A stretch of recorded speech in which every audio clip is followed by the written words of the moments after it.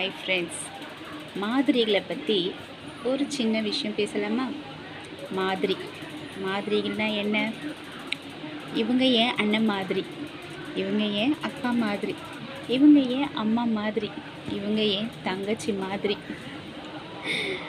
அண்ணாவோ ஆகட்டும், அம்மா ஆகட்டும், அக்கா ஆகட்டும், இதெல்லாம் கடவுள் கொடுத்த வரும்.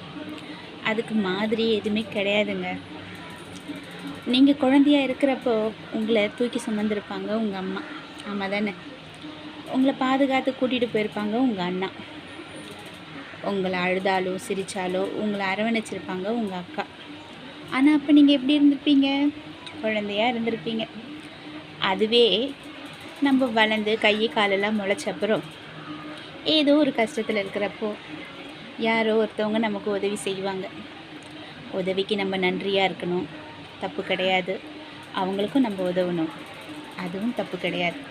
ஆனால் நம்ம அண்ணன்கள் இடத்தையும் அக்காங்க இடத்தையும் அம்மாவோட இடத்தையும் அவங்களுக்கு கொடுத்துட்றோம், ஆமாம் தானே?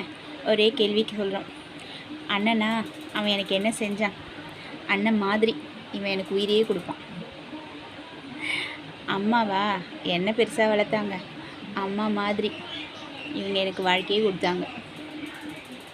கொஞ்சம் யோசித்து பாருங்களேன்.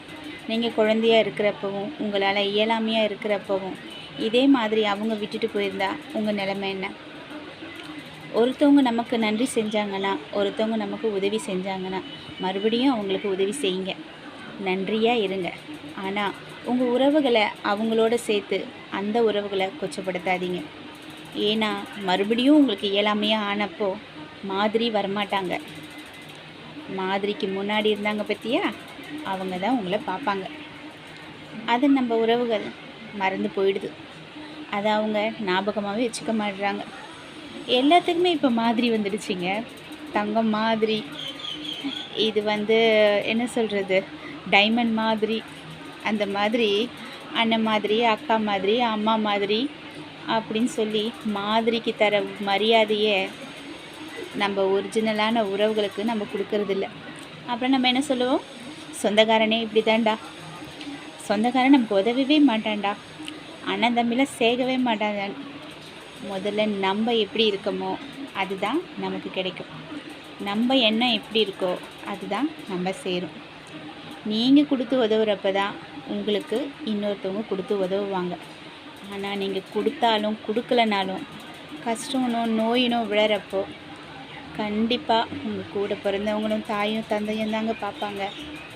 இருக்கலாம் 120% பார்க்காம இருக்கலாம். ஆனால் 80% அந்த ஒரிஜினல் உறவு தான் உங்களுக்கு உண்மையாக இருக்கும். மாதிரிக்கு கொடுக்குற மரியாதையை ஒரிஜினலுக்கு கொடுக்காம விட்டுறாதீங்க. நம்மள எதுவுமே மாதிரி கிடையாது, எல்லாமே ஒரிஜினல் தான். உதவி செய்தவர்களுக்கு உதவி செய்யுங்க. ஆனால் உங்களை வளர்த்தவங்களுக்கு எப்போவுமே அன்பாகவும் விசுவாசமும் நன்றியாகவும் இருங்க. இருக்க முடியலனாலும் பரவாயில்ல, அவங்கள மற்றவங்க எதிர்க்க கொச்சப்படுத்தாதீங்க. ஓகேவா?